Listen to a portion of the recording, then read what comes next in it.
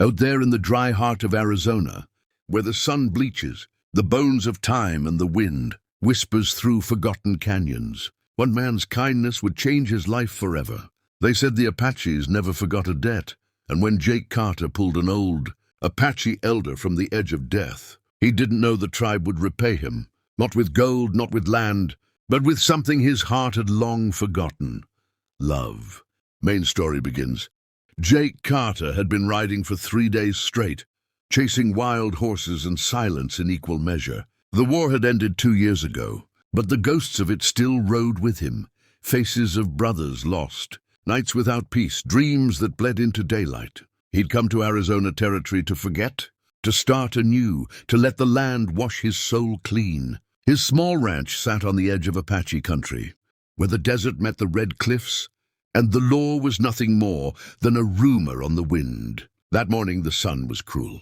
It baked the earth until even the lizards hid. Jake was halfway through Dry Creek Canyon when he saw it, a vulture circling low. Instinct made him ride closer. There, in the shadow of the rocks, lay an old man half buried in dust, his skin sunburned and cracked, his breathing faint. Jake dismounted fast, lifted the man's head gently, and saw the feathers tied in his braids. Apache. "Easy there, old-timer," Jake whispered, pouring the last of his canteen water between the man's lips. The elder's eyes fluttered open, dark and deep like wells of history. For 2 days, Jake nursed him back at his ranch, feeding him soup, keeping the fire lit. The man said little, only a few words in broken English, and a few more in Apache Jake didn't understand. But one night, when the stars burned fierce above the plains, the old man took Jake's hand and said softly, "You saved my life, White Rider. The spirits will remember." Jake just nodded, uncomfortable with talk of spirits. "Just did what any man ought to," he said.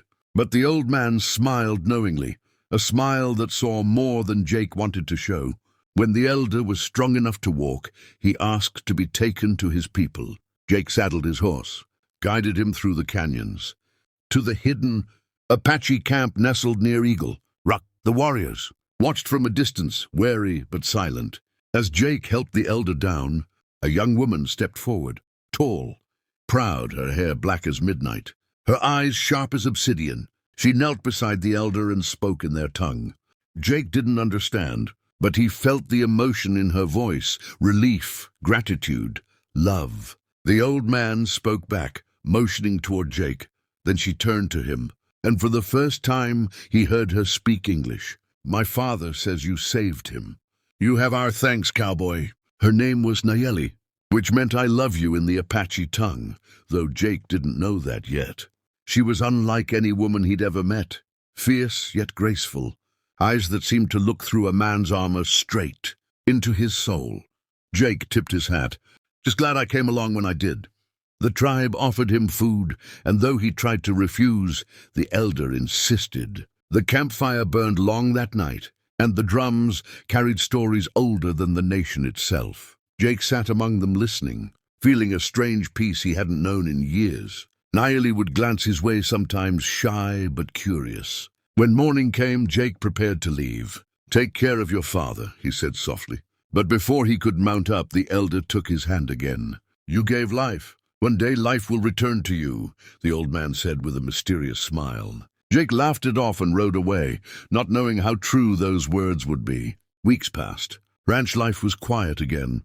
Just the creak of the windmill, the lowing of cattle, and the endless burning sunsets. But something felt different. He'd catch himself thinking of Nayeli, the way her voice lingered in the night air, the way her eyes softened when she spoke of her father.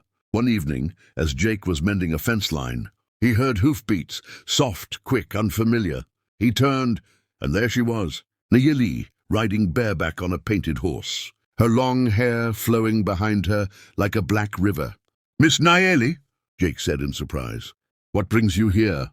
She dismounted gracefully. "My father sent me," she said, her tone calm but firm. "He said the spirits made a promise. I'm here to honor it." Jake frowned. "Honor it? What do you mean?" She looked straight into his eyes. "He said, the man who saved his life must be repaid. The tribe has chosen. I am your gift." Jake froze. The world seemed to stop moving. That's not how this works," he stammered. I didn't save him for... I know, she said softly, her gaze steady. That is why I came. The fire of the desert sunset painted the sky behind her. Jake felt his throat tighten. She wasn't offering herself like some reward. She was honoring her father's faith, her people's way. Jake didn't know what to say. All he knew was that, for the first time in a long while, his heart was no longer empty. As the coyotes began to sing in the distance, Nayeli stepped closer and whispered, "You gave him life, Jake Carter. Now maybe you can find yours again." And under the red Arizona sky, a broken cowboy and a brave Apache woman stood facing a destiny neither had asked for, but both would come to need.